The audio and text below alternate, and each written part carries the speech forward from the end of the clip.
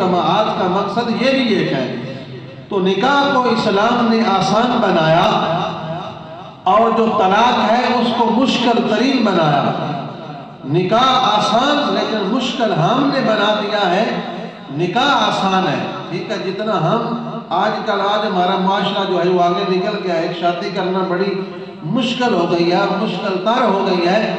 تو نکاح آسان ہے، ٹھیک ہے، نکاح جو ہے وہ زنا جو ہے وہ آسان ہو گیا۔ اب ہمارے معاشرے میں نکاح مشکل ہو گیا، کیونکہ اتنا جہیز، اتنا سامان کیسے بنائیں گے، کیسے کریں گے، تو اتنے جہیز سامان 5 کمرے بھر دینے، ٹھیک ہے، تو پھر وہ ساری زندگی اسے نہ استعمال کرنا، نہ اس کا جو ہے وہ زکوٰۃ دینا، بس اپنے گھر اس کو مطلب تالے مار کے رکھنا، کوئی مرنا فوتگی ہو بڑی تو انہوں مار کٹنے نہیں دی، اسی برتن اپنے سنبھال کے رکھنا، بندہ مر جانا ہے، گھرے آئے مر جانا ہے، سامان وہ اتنا جہیز جڑا اندر خراب ہو گیا نا، اتنے جہیز سامان کی ضرورت بھی نہیں ہے۔